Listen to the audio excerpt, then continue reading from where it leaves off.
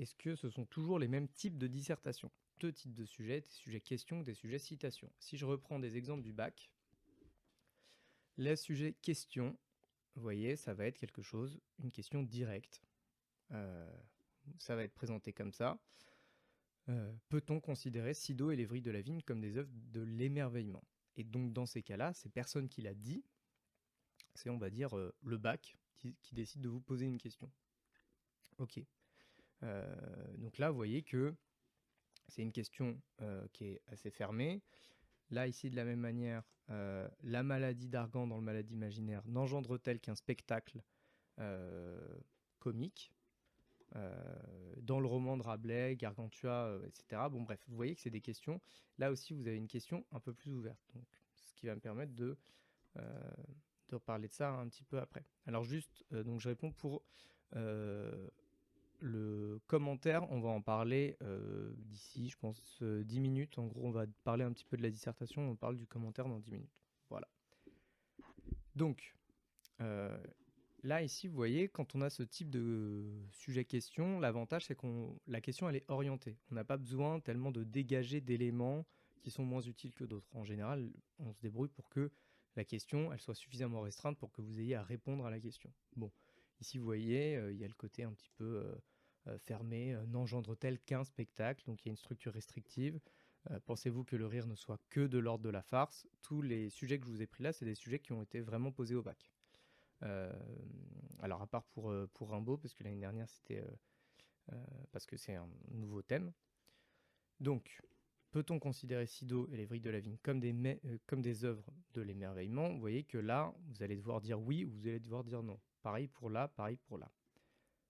Maintenant, vous voyez que en quoi peut-on dire que la création poétique est un acte d'émancipation? Là où ça vous pose un problème, ça va être dans le traitement du sujet.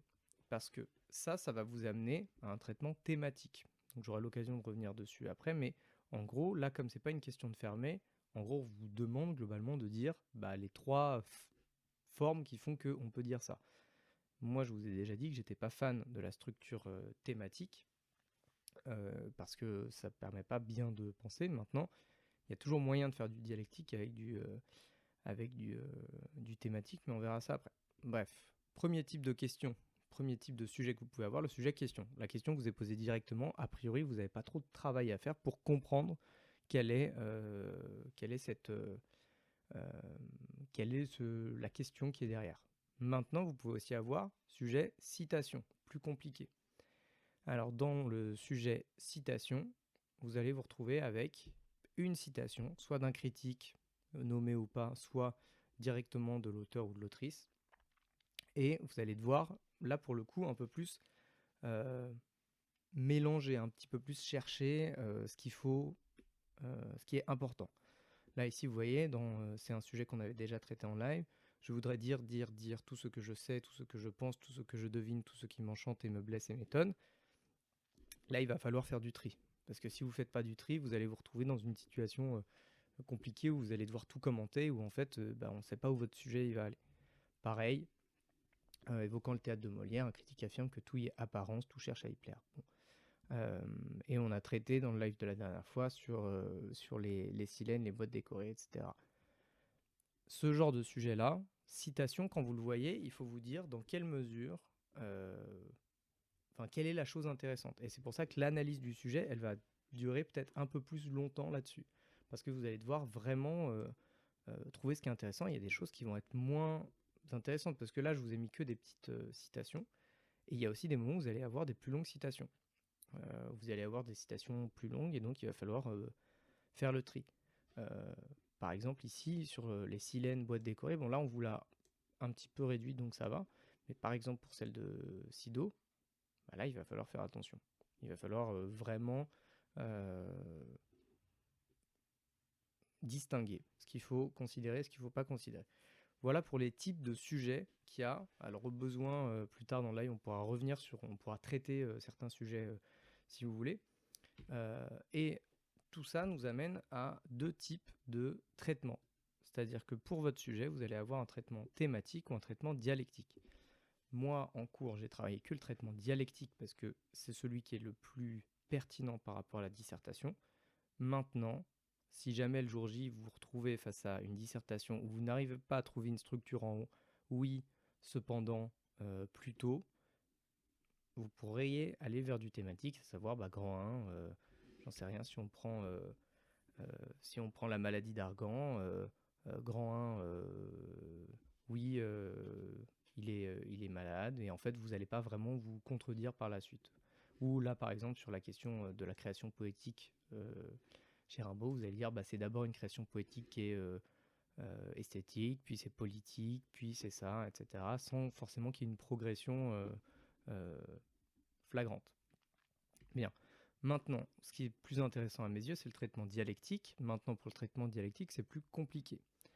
Euh, alors, est-ce que le thématique marche pour le sujet question? Eh bien, tout dépend de la question.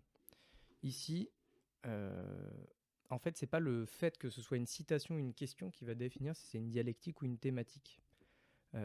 Éventuellement, si vous vous retrouvez avec une question fermée, où il faut dire oui ou non, là, c'est sûr qu'on vous invite à faire du dialectique. C'est certain. Quand on dit peut-on considérer les vrilles de la vigne comme des œuvres de l'émerveillement, vous n'allez pas pouvoir dire oui de 3 manières différentes. A priori, on vous invite à dire oui, et en tout cas de nuancer, donc de dire un peu non, ou en tout cas mais. Bon. Donc là, pareil, c'est une question fermée. La maladie d'Argan n'engendre-t-elle qu'un spectacle comique? A priori, on vous invite à dire oui, puis non, et ensuite à reformuler. Pareil pour ici, pensez-vous que le rire ne soit que de l'ordre de la farce? Là, ça ressemble un peu à un piège, quoi. C'est un peu comme quand le prof il vous pose une question et que vous sentez bien que c'est pas juste la question qui compte, c'est aussi ce que vous allez répondre et vous êtes attendu au tournant. Là, c'est un peu ça. Maintenant, là où on peut vous inviter à un peu plus de thématique, encore que je vais nuancer après, c'est dans ce genre de situation.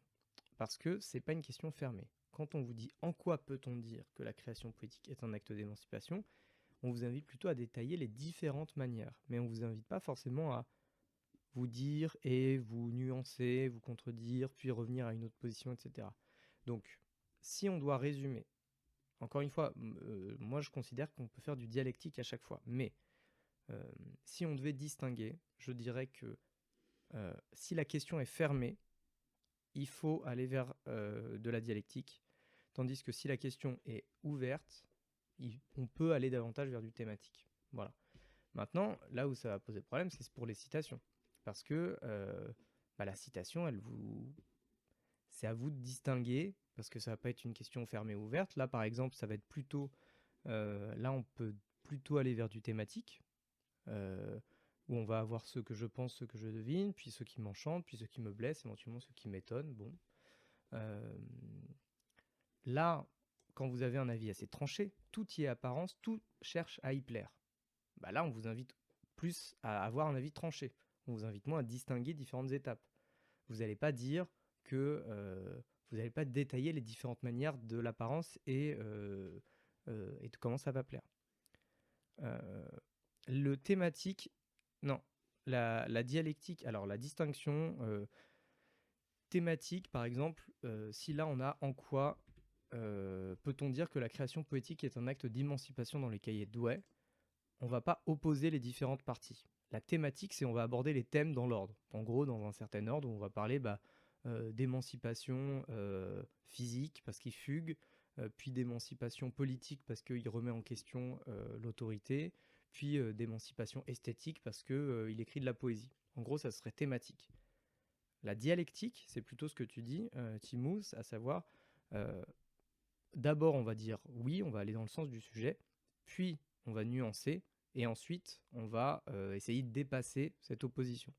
En gros, la dialectique, c'est quelqu'un affirme quelque chose, je vais dans son sens, puis après je nuance un peu ce qu'il a dit, et à partir de là, comme il y a deux positions qui sont un peu éloignées, on va chercher à rassembler ces deux opinions-là en une seule opinion qui mette tout le monde d'accord, en gros. C'est pour ça qu'on appelle ça un dépassement. Donc la structure, c'est plutôt oui, mais plutôt, et on a aussi certes, cependant, plutôt. Voilà, ça c'est la distinction thématique dialectique.